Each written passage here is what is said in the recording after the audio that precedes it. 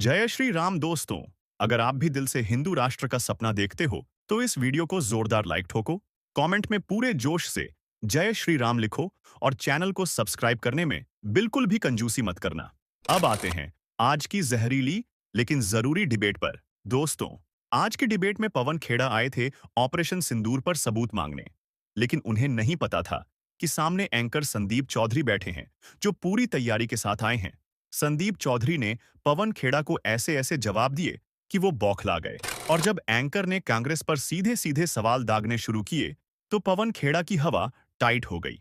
Video के last part में एक ऐसा पल आएगा जिसे देखकर आपके भी रोंगटे खड़े हो जाएंगे, तो वीडियो को अंत तक जरूर देखना।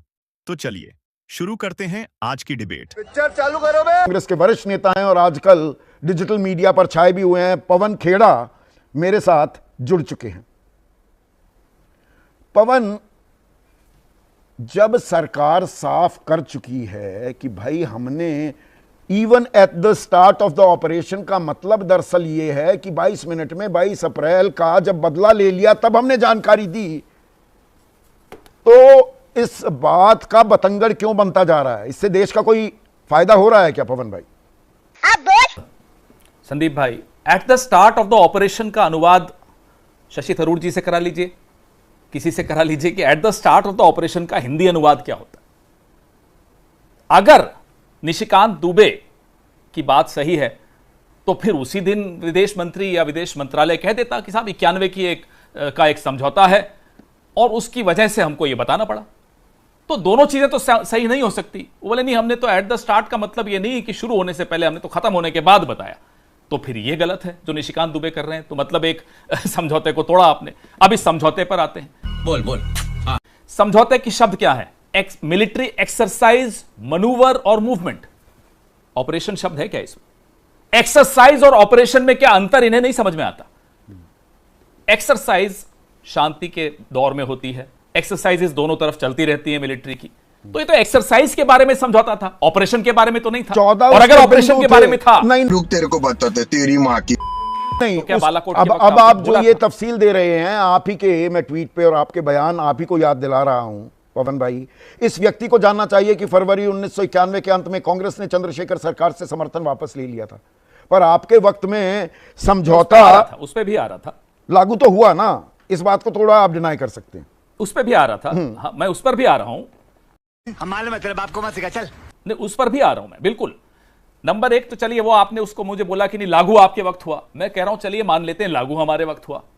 उसके बाद 17.5 साल भाजपा की सरकार, 6 साल अटल जी की, 6 साल से थोड़ा ऊपर, और लगभग 11 साल हमारे आपके प्रधानमंत्री नरेंद्र मोदी की। तो 17.5 साल इनकी सरकार रही। अब नहीं सोचा उन्होंने कि यह समझौता गलत है। अगर यह समझौता गलत है तो मैं फिर से दोहरा रहा हूं, यह समझौता एक्सरसाइज, मनूवर और मूवमेंट का है, ऑपरेशन और वॉर का नहीं है। अच्छा, 8 बार ट्रंप कह चुके हैं कि उन्होंने सीज फायर करवाया, 2 बार कह चुके हैं, 3 बार की ट्रेड को सामने रखा, 1 बार यह कहा कि मैंने उन्हें धमकाया कि व्यापार रोक दूंगा अगर यह सब नहीं रोका तो। आप बताइए इसका जवाब किसको देना चाहिए? मैं इस पर आता हूं, आपने 3 पहलू उठाए हैं, तो इधर से जवाब खेड़ा आपने 3 पहलू उठाए, पर मैं एक कॉमन सेंस की बात और भी पहलू है ना बहुत। अब तू गया बेटा, अब तू गया, देख तेरी औकात मैं दिखाता हूं तुझे, देख। अभी आते हैं पर मुझे एक चीज बताइए, और ये मैं पूरी जिम्मेदारी से पूछ रहा हूं, किसी की भी सरकार हो, वो कांग्रेस की हो, बीजेपी की हो, वाम खेमे की हो, मिलीजुली सरकार हो, यूएफओ, एनडीए हो, यूपीए हो, क्या देश का विदेश मंत्री पाकिस्तान को, हमारे एनिमी नंबर 1 को ऑपरेशन करने से पहले बताएगा? आप बाल की खाल नहीं निकाल रहे क्या? ऑपरेशन से पहले बता देंगे भैया तुम्हारे आतंकी ठिकाने हम निस्तनाबूद करने वाले हैं। ये किसी के गले उतरेगा? ये हजम होगा किसी को? Good question. सुनिए भाई, हजम तो कई चीजें हैं जो हो रही हैं जो हमें नहीं होती। हम तो उस परंपरा से हैं, ये देश उस परंपरा से है कि 1971 भी देखा, 7वां बेड़े को भी हमने ठुकरा दिया और हम अपना काम करते रहे। तो देखिए जो अभी हो रहा है, हजम तो किसी को नहीं हो रहा। सीज फायर किसी को हजम नहीं हो रहा, अमेरिका का हस्तक्षेप किसी को हजम नहीं हो रहा। बार बार कहा जा रहा है कि भाई ट्रेड की धमकी दी और ऑपरेशन सिंदूर रुका, ये सिंदूर का सौदा नहीं है तो और क्या है? तो ये कैसे हजम होगा? तो कई चीजें हजम नहीं हो रही। एक सेकंड ये- पवन भाई, ये- जब डीजीएमओ ने ये जानकारी दे दी और pilots are safe and back, उसके बाद भी आपके नेता राहुल गांधी वो पूछ रहे हैं सवाल कि जी हमारे कितने विमान गिरे, इससे देश का कोई फायदा हो रहा है क्या? बेशर्मो शर्म करो, शर्म। बिल्कुल होता है। हम कितने प्रिपेयर्ड हैं? देखिए, अकेला पाकिस्तान नहीं है यहां। अकेले पाकिस्तान को तो हम अच्छी तरह मजा चखा सकते हैं, चखाएंगे भी और पहले भी चखा चुके हैं। चाइना साथ में है, और वो चाइना जिसको आप अगर मुंह खोलते हो उस चाइना के विषय में तो सिर्फ क्लीन चिट देने के लिए खोलते हो, अन्यथा आप मुंह नहीं खोल पाते हो, सरेआम क्लीन चिट दे देते हो। तो चाइना का पाकिस्तान से जो घनिष्ठता है, और आप जो अलग थलग पड़े हुए हो, हम जो पूरा हमारा देश जो अलग थलग पड़ा हुआ है पूरे विश्व में इस बार, तो क्या देश का नफा नुकसान पूछने का कर्तव्य विपक्ष का नहीं है, मीडिया का नहीं है? आप पूछ रहे हैं, हम भी पूछ रहे हैं, क्यों नहीं पूछेंगे? सफेद कपड़ा, यह देश का नुकसान की बात से कहीं ज्यादा है कि देश को खतरे क्या है। बालाकोट में क्या हुआ, आज क्या हुआ, लगातार हमें यह जानना जरूरी है कि साहब हमारा कितना नुकसान हुआ। जो जवान जाते हैं सीमा पर, क्या हम उन्हें पूरी तरह से मुस्तैद करते हैं, हम उनको पूरी तरह से इक्विप करते हैं? तो यह सब जानना जरूरी है। और उन्होंने भी जवाब ऐसा ही दिया कि साहब नुकसान होते हैं लेकिन हमारे पायलट सकुशल है। हमें बड़ी खुशी हुई कि पायलट्स हमारे सकुशल आ गए, इसमें कोई मतलब सबको गर्व है इस बात। सवाल पूछो तो कैसा विपक्ष राजनीति कर रहा है, विपक्ष राष्ट्र विरोधी राजनीति कर रहा है, और आप वोट मांगने बटोरने निकल जाएंगे। वो पूरी मिलिट्री, तो वही आप भी तो पलटवार इसलिए कर रहे हैं ना, आपको लग रहा है कि जो उड़ी के बाद सर्जिकल स्ट्राइक हुई, आप भी तो फिल्मी डायलॉग मारते हैं, छिटपुट युद्ध हुआ है, छिटपुट कोई घटना, ऑपरेशन सिंदूर को आप ही के राष्ट्रीय अध्यक्ष बता देते हैं। अरे सुधरो रे अभी तो। Is that fair? Is that in good taste? मैं बताता हूं, क्यों बताएं। अरे जब आपके विदेश मंत्री कहते हैं कि हमने at the start of the operation बता दिया, तो फिर और क्या इसकी परिभाषा निकलेगी? जब आपने पहले ही दुश्मन को बता दिया कि साहब मैं आ रहा हूं। क्या बोला तूने? आपने देखा इसका प्रभाव क्या हुआ।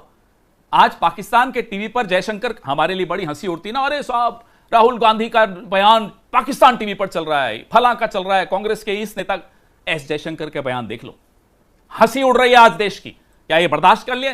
सरकार किसी की हो, पार्टियां बदलती रहती हैं, देश की हंसी उड़ना, देश का अपमान होना हम सबका अपमान है, भले सरकार बीजेपी की। पर पाकिस्तान की भाषा बोलना, जो आरोप बीजेपी आप पर लगा रही है, राहुल गांधी पर लगा रही है, आप पाकिस्तान की भाषा बोल रहे हैं। पाकिस्तान में जो सवाल उठ रहे हैं वो यहां पर कांग्रेस और आपके नेता उठा रहे हैं और आप उठा रहे हैं।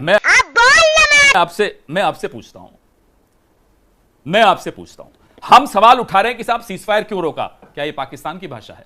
हम सवाल उठा रहे हैं कि सीजफायर रोकने के वक्त जो शर्तें रखी थी, क्या उसमें अजहर मसूद, हाफिज सईद, दाऊद इब्राहिम और पहलगाम के तमाम आतंकियों को भारत को सौंपा जाएगा? क्या यह पाकिस्तान की भाषा है? हम कह रहे हैं कि कश्मीर पे अमेरिका की मध्यस्थता क्यों होगी? क्या यह पाकिस्तान की भाषा है? हम कह रहे हैं कि डोनाल्ड ट्रंप क्यों चौधरी बने हुए हैं आज हमारे इस क्षेत्र में, हमारे देश की भविष्य की वो क्यों जिम्मेदारी ले रहे हैं? क्या यह पाकिस्तान की भाषा है?